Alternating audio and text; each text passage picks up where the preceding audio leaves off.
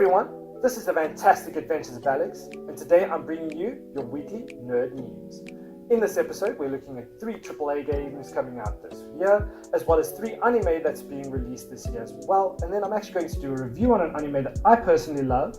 Maybe you've watched it, maybe you haven't, at least you've got a recommendation for something to binge this weekend. First things first, we're looking at a game called Judgement. Published and produced by Sega, it is coming out on June 25th, as well as the fact that it's actually set in the same world as one of their other games, Yakuza. In this game, we're looking at Detective Takayuki Yagami, who's actually been tasked with looking at a serial murderer and investigating the cases thereof. It's actually pretty cool. The fighting style is going to be the same as Yakuza 0, or very similar, where you have different fighting styles that you actually get to switch up and use. It is a third-person game though, but apparently very well story-oriented. I'm going to actually have a few snapshots of some the graphical content over there. Pretty interesting what's it about this game is it does have an investigative component where you actually have to look and analyze evidence and traces of the killer as well. I think that's pretty cool. It's going to be really cool to actually have something different and immersive in the game. Funny thing though, Takuya Kimura, the actor of one of the characters, is actually been put to jail or arrested for cocaine usage. So way to keep true to the script of Yakuza and drug dealing. You rock. As well as the fact that if you don't know who Takuya Kimura is, he's actually the voice of Hal from Howl's Moving Castle. If you haven't watched that movie, I do highly recommend it though. Absolutely fantastic movie, great story. But yeah, my eyes are actually out for this game. I'm hoping to pick it up myself. You should too. Let's see how they do on this one. So the next game we're looking at is Crash Team Racing, the remake. I am so stoked for this, you guys don't even understand. Back when I was actually a little kid and I had a PlayStation 1, I was lucky enough to have a PlayStation 1. I always wanted either the first, second or third Crash games on PlayStation 1. Never was lucky enough to get it. However, my dad, as awesome as he was, did get me Crash Team Racing. So I just played like hours and hours and hours of this little go-kart game, freaking enjoying it so much. Of course, I always played it like wishing, oh, I wanted to have all the, all the like stuff, with the Crash, but all I got was the vroom vroom, and I'm kind of happy with that in any case. So this is nostalgia level, like right up here. Maybe I'll have a bar that like can just stick like going all the way like ding ding ding. Who knows? Maybe I'm lazy on editing.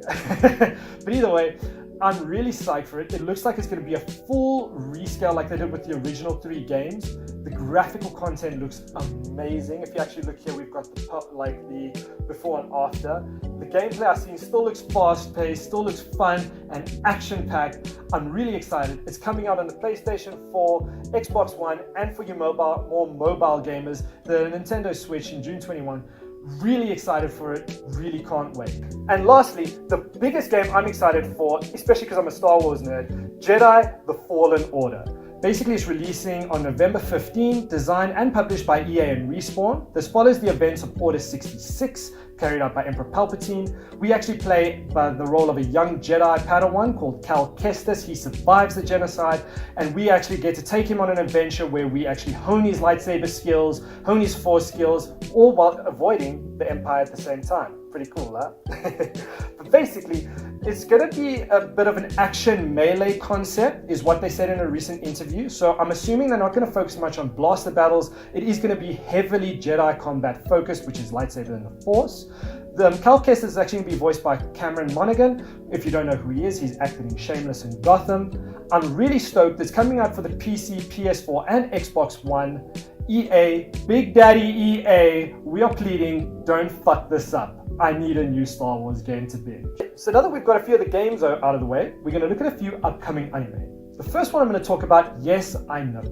It has already been released in the Japanese subs, but I'm talking about the Netflix adaptation that's in dub. I had to watch the 3rd series in dub because my friend wanted to watch it with me. He can't read the subtitles.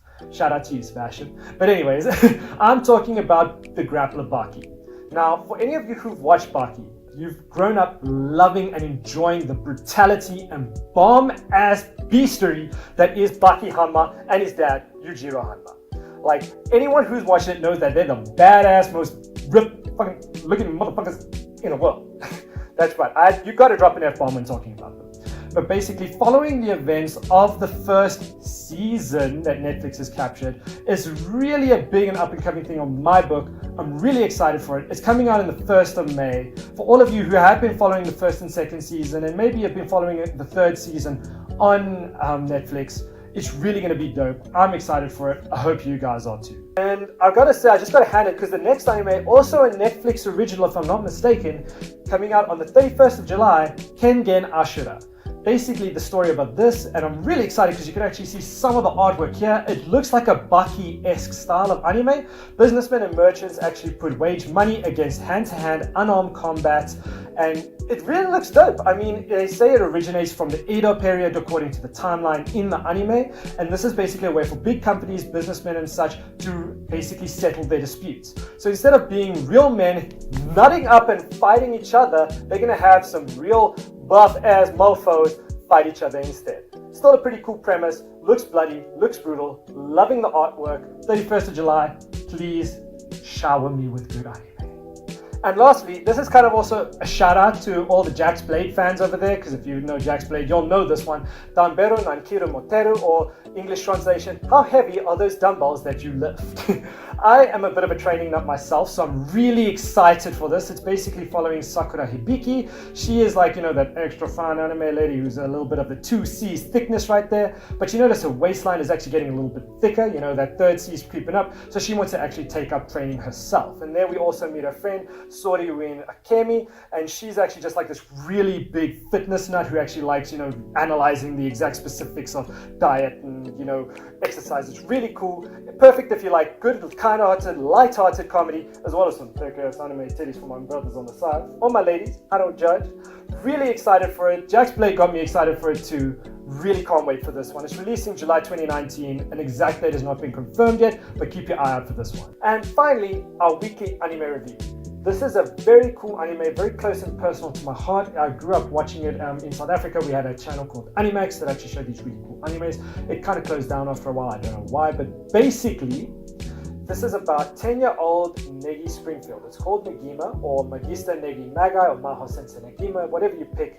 I just like the shortened version, Negima.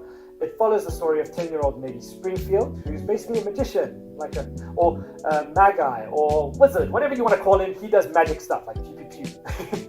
But basically, he is a 10-year-old magician who, to complete his training, needs to become an English teacher to Class 2A in Mahora Academy. There he meets the feisty and fiery Asuna Kukurazaka. Now, this anime starts off being very basic, like your average basic bitch. But it unpacks into so much more. It starts off like she's just really aggressive. He's innocent. Everything he does pisses her off, so she beats him. Very basic anime tropes, especially for the time. But you'll see as I go through this review why I actually enjoy it so much. So first we're going to look at the storyline. The storyline actually comes out to be very sitcom-ish, because it's just every episode is random nonsense that they do together.